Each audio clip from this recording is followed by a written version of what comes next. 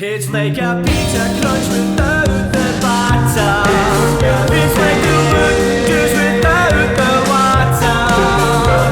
You'll never get the knickers I've had. What a fucking chance. Premeditated batter. Premeditated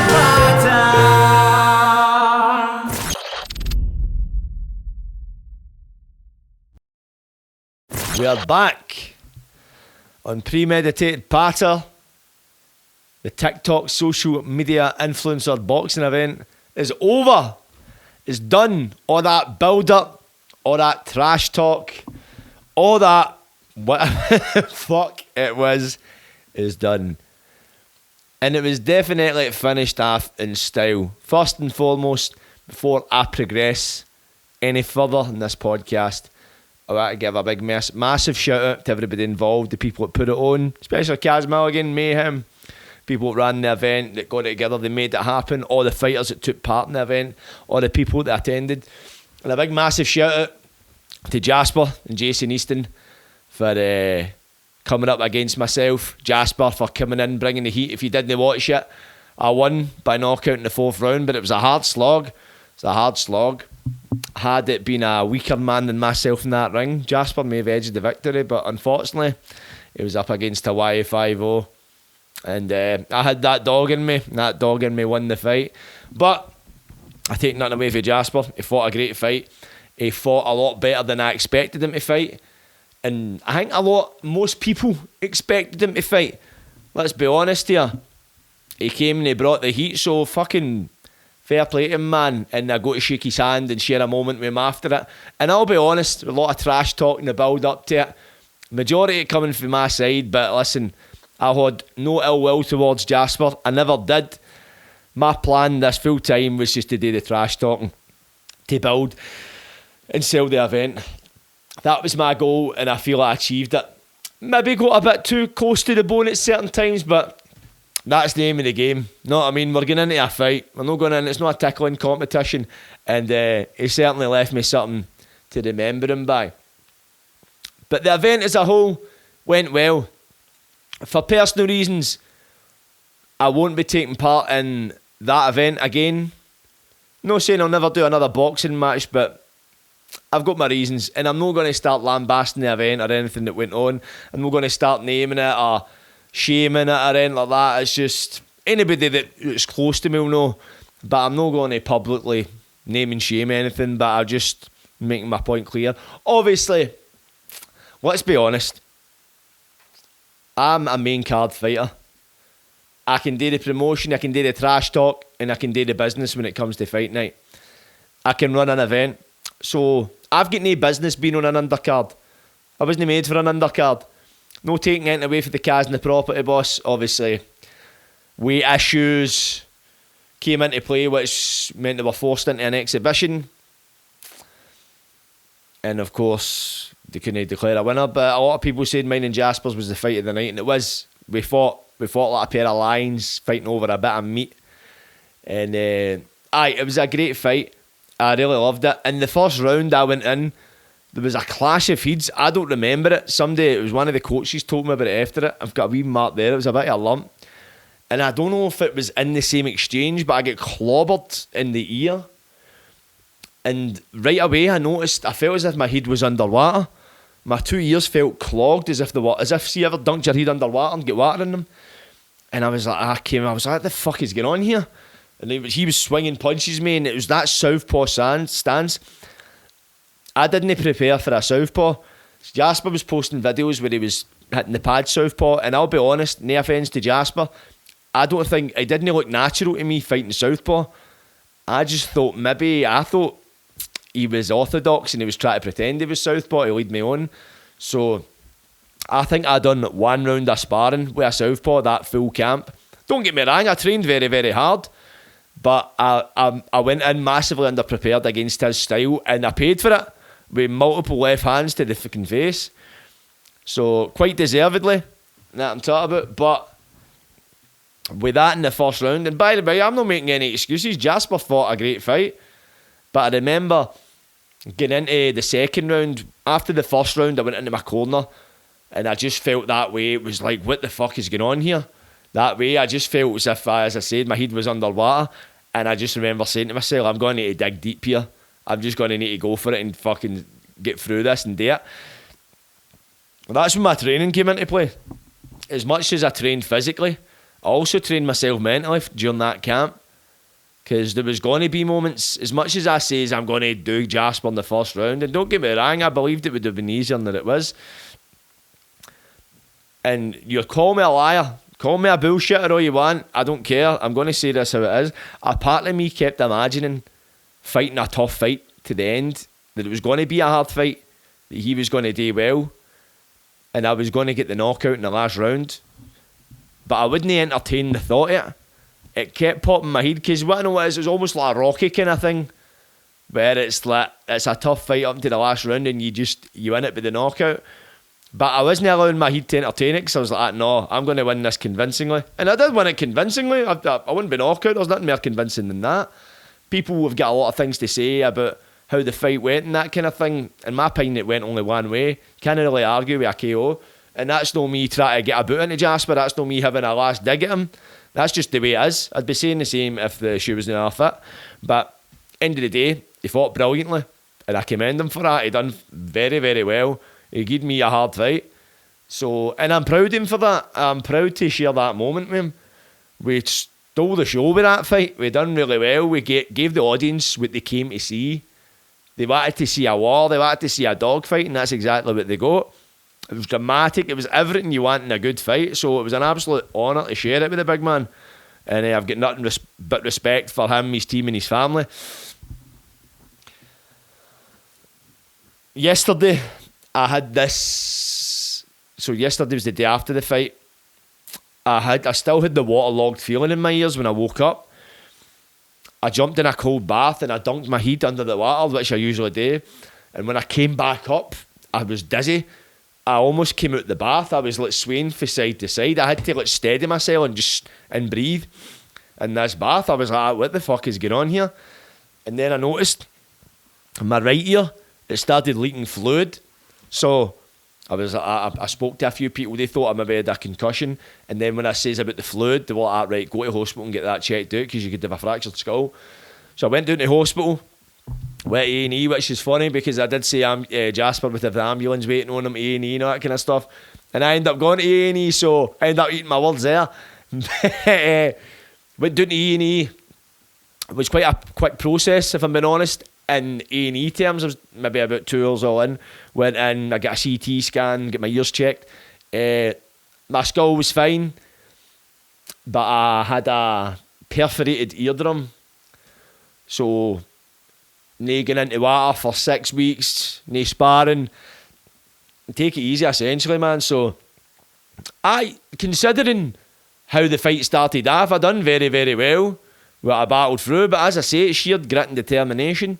If Jasper fought a weaker person, he might have won, but he was fighting me. You know what I mean? And I worked very hard to get through the tough moments, and that's a true test of your character, a true test of your resolve. It's in the moments, it's not when everything's going good. You know what I mean? When it's going well, that builds confidence. But it's when it's not going well, that builds resilience. That teaches you a lot about yourself. You'll learn things about yourself that you'll never uncover in an easy life. And life isn't easy. You know what I mean? We've all got problems. No matter how much money you've got, how much opportunity you've got, what position you hold. We've all got problems. It's just a case of having problems that are worth suffering for.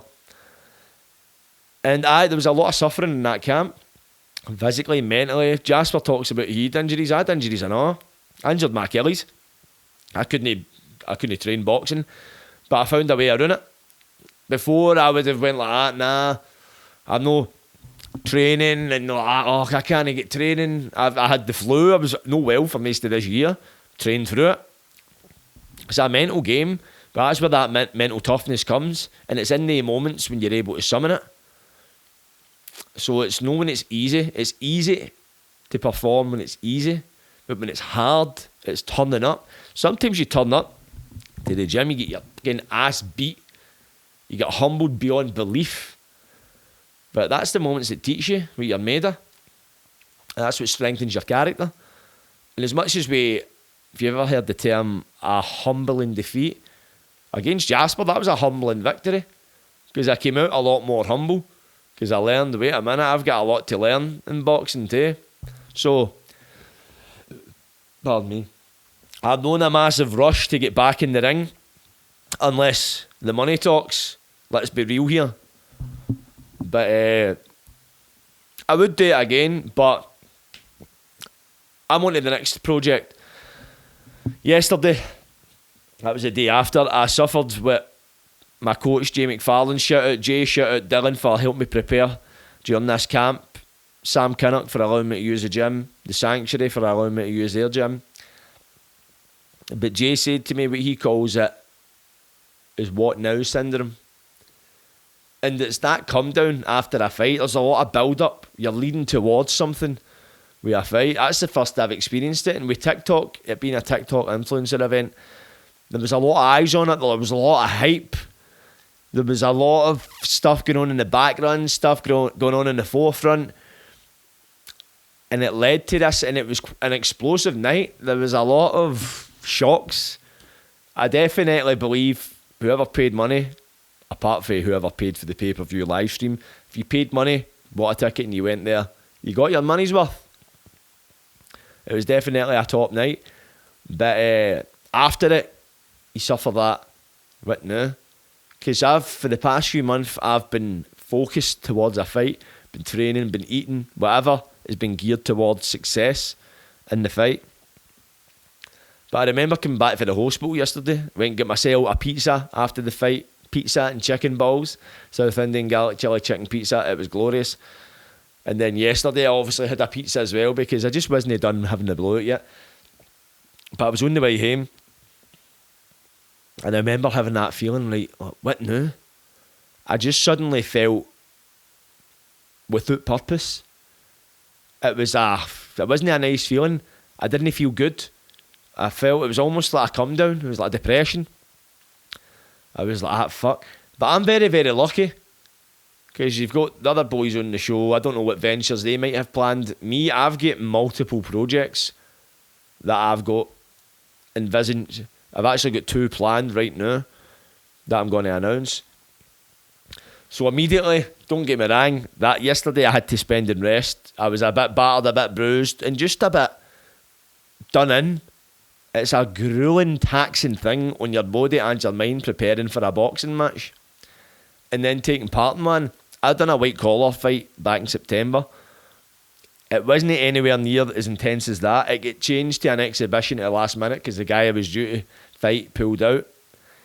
And the guy I fought, don't get me wrong, he came in fighting, but it was more like a spar.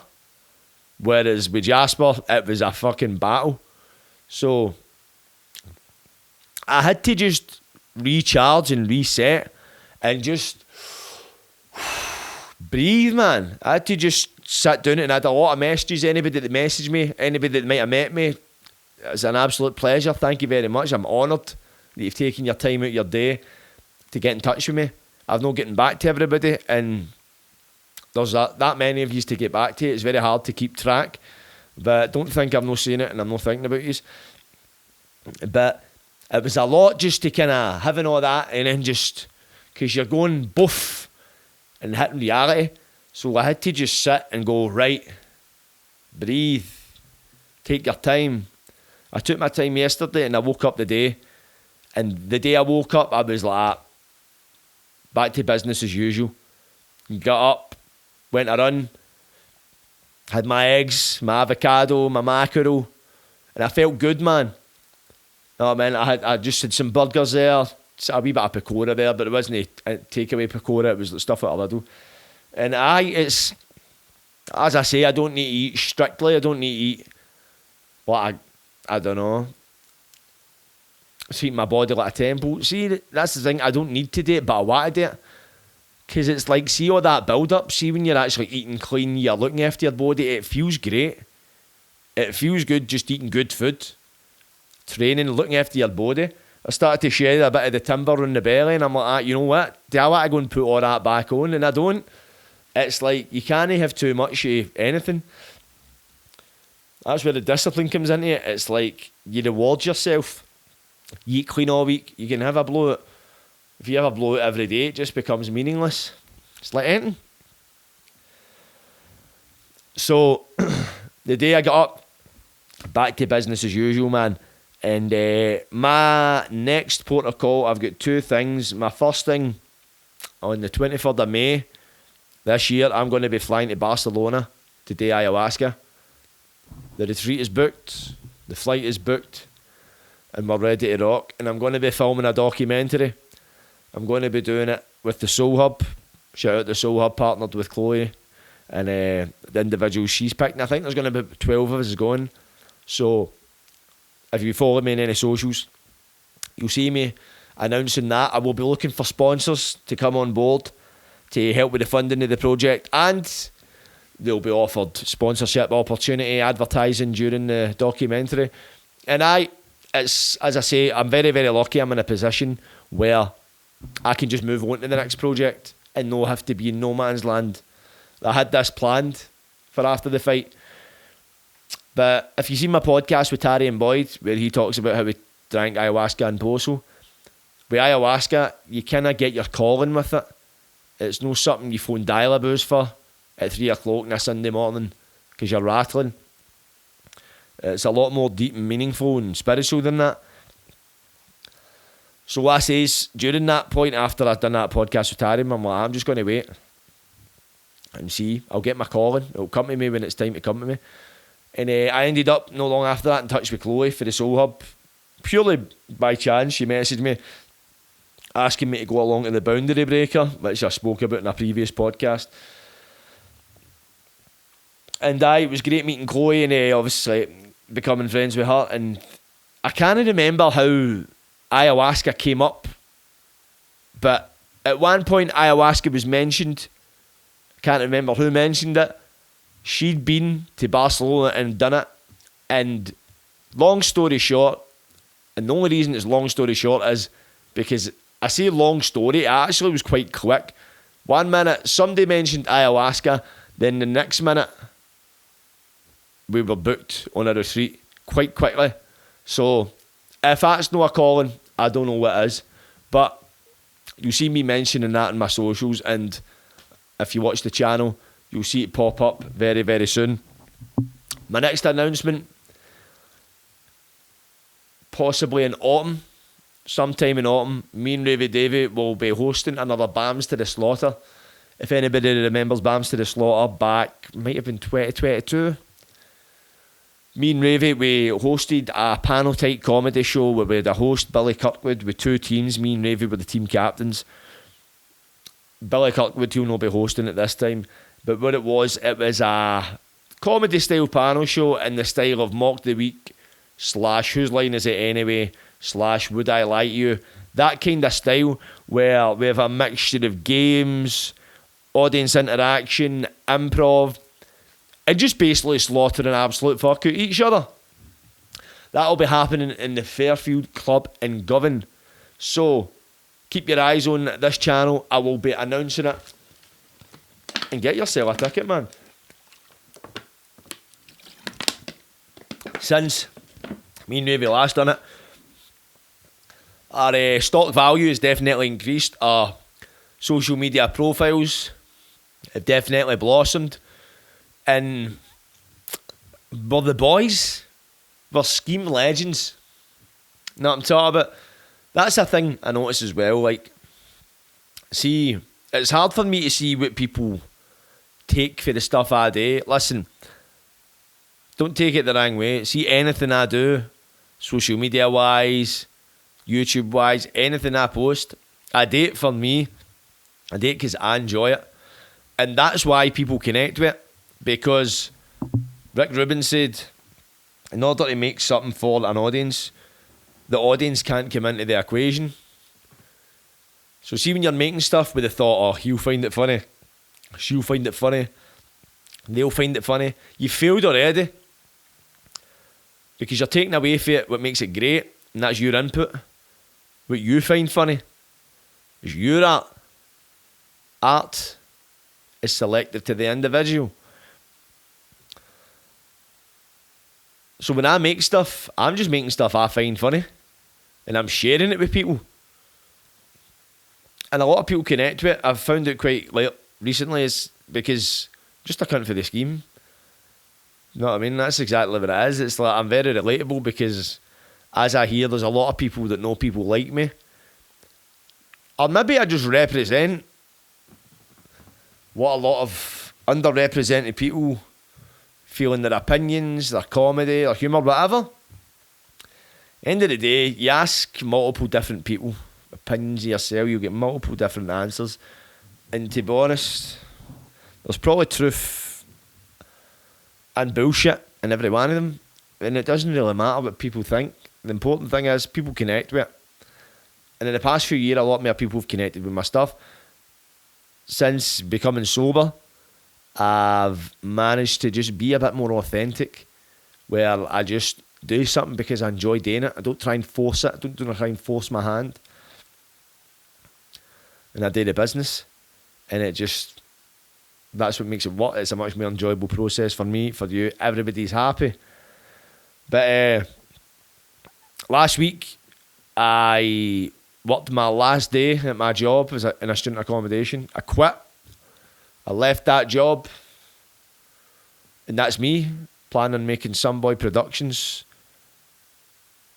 my baby. I'm going to turn that baby into a man. And that man is going to impregnate many women. He's going to be a shagger and do an absolute power and retire his old dad. See, to be honest, I say that as a joke. I don't want to retire. What is retirement? Like, in the general sense, you work to, I don't know what the retirement age, let's just say 70.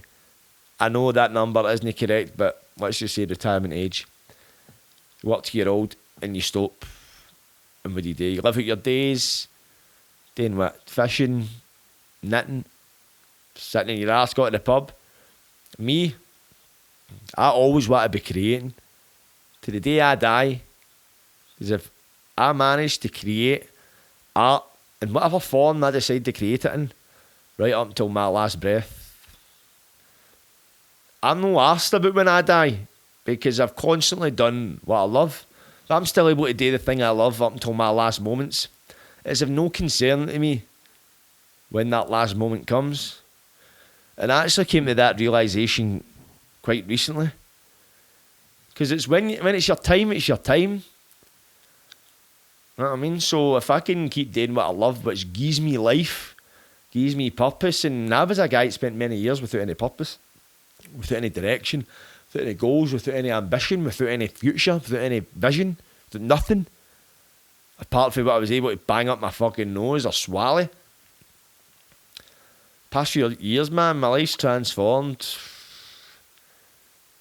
Fucking, and it's unrecognisable to where it used to be. But I always feel as if I was fishing. You ever been fishing? Oh, let's use it as an analogy because I don't really like fishing, but I've been in a big river fishing for a long time. Now I've just managed to catch something. In the past few years, I finally caught something. The rod was always out there. It was just getting flung about the water. I wasn't getting anything. It was just getting taken away by the tide. But eventually I caught something. I caught something worth sitting at the river for. So that's the way I kind of was. I spoke about this earlier to somebody I was with. It's like, my brain's always needed stimulation. I've always needed something to occupy me. Drugs and alcohol done that for a long time. I say a long time, a number of years. But it was never fulfilling. I thought it was, but it wasn't. It was like trying to fill my glass that had a hole in the arse, you know what I mean? A glass with a hole in the ass. I'm sure people can relate to that. And that's why I never hide from my past. End of the day, when I get to a bigger, more... When I'm bigger in the public eye, because I will be a lot more famous than I am now, and not to sound big-headed, in some pockets of society, I'm pretty famous. Some people believe that. Because if we look at YouTube and TikTok, Waynes don't watch telly. Who watches telly? Mainly TikTok and YouTube. So technically, we are celebrities. I don't ever class myself as a celebrity, but to some people we are. You know what I mean? And that's fine. People can view me as that. I don't view myself as that. I just view myself as a cunt that just fucking does shit. You know what I mean? I work hard at what I do. Just like a guy that goes to work in a building site, works hard in what he does, or a woman that goes to a hairdresser's and works hard at what they do.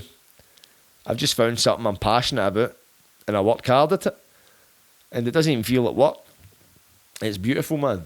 It's a magical time, and I get opportunities like I had at the weekend there to train towards a goal and work towards it and to fight for it, man. It's like many years before I would have just got in my own head and given up.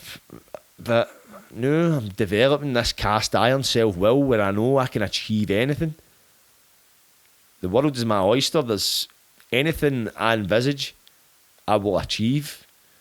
And that's fucking powerful, and it's a power no many people will get to experience in their life. See, even just if you look at the boxing match thing, it's like when you feel fear, when you feel nerves, when you're about to do something dangerous, something that's going to challenge you, that's growth. They re-identify their feelings, because most people feel their feelings and they shy away, they back off, they retreat. But you lean towards that, you're leaning into growth. You know what I mean? You're sculpturing yourself into the best version of yourself. And I'm very, very privileged to be at an age where I'm young, but I live in an age where I've access to all this information, because as much as we bash social media, and I've done it myself, having access to all these kind of inspirational videos, all these people, all these podcasts, these have really helped shape my mindset and shape my belief in myself. And I've been able to relate, where I've been able to look at something and go, I've been through that, but look at them. And it's given me hope, it's given me drive, and it's given me desire, because I know I can do it. It's not an overnight process, but it can be done. It's an overtime process. So, end of the day, for most people watching this now, you've still got time ahead of you. Unless you're on your deathbed watching this, which I doubt anybody is. If you are, my thoughts and condolences. I hope you lived a wonderful life. But if you've got any time, and see if you get the time to watch this, you've still got time in your life. Use it. Use it and work towards something. Make it mean something. It only needs to mean something to you. Don't worry about what this person, that person, anybody thinks. If it makes you happy, do it. Don't worry about it making you money. Worry about it making you happy. Don't even worry about it. And if you're sitting there like, I don't know what I want to do, Fivo. I don't know what makes me happy. I can relate, I was there, I know. Many people would ask me, like, what are you doing? What are you into? What stuff you like? And I really couldn't tell them for a while. Or I felt embarrassed, like music. Or I felt I had to tell them something that had a future. Or what I felt had a future, I had to tell them something where I would buy a house in 5 years or some shit, as if stuff they wanted to hear, stuff that sounded legitimate, but it was false. I didn't even have nothing to tell them. I didn't even know if I was going to be sober in 5 years. You know what I mean? 5 years, that question used to fucking scare me, because I wasn't able to answer it. See when I'm going to be in 5 years from now? Fuck knows. But I know it's going to be great. If anything like the last few years meant to go. If I was a gambling man, if you were a gambling man or woman, and you looked at my last 4 years, for what I've came for and where I've got to, you would put your fucking house in the next 5 years being a fucking uprising of success. I've not got a house to put on it, but if I did, I would. Future me, if you're watching this, get a hold of a time machine, come back, give me a house, give me the keys, and we'll get rich together. Going to do it anyway, but that's the thing, man. Just believe in yourself. And by believing in yourself, build confidence in yourself. Challenge yourself. You're not always going to win, but you tried. If you try your best, you've won already. Even if the result isn't a win, you've already had a result in trying. The biggest battle you're going to fight is in here. In every aspect of life. Simplify the battle. Simplify the enemy. Don't think it's this thing, it's that thing, it's all these external factors. It's all here. It's your attitude to it. Once you conquer that, and it's not something you conquer once and that's you got it, because that would be easy. It's something you're going to have to repeatedly conquer, time and time again. And the mind, doubt, whatever you want to call it, it's a devious trickster. It finds many, many ways to convince you that it's right. You need to be constantly on your toes.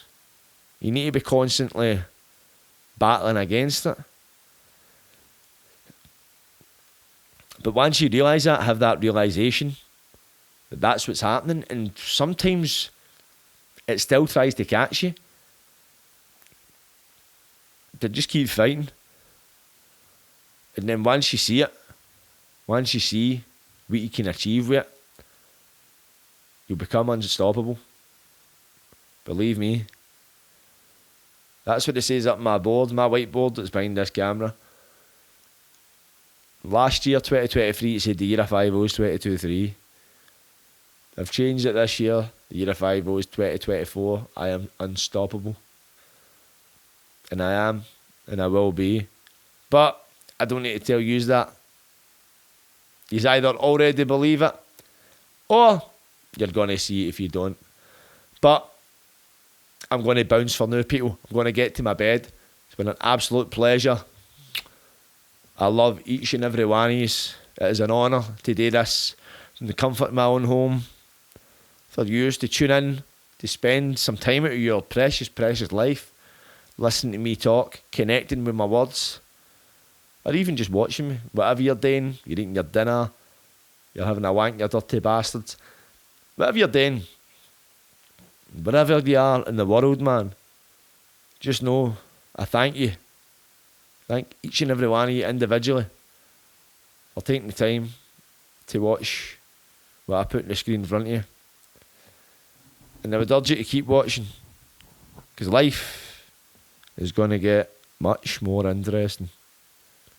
But I love you and leave yous. Like, subscribe, and don't get wide. Catches.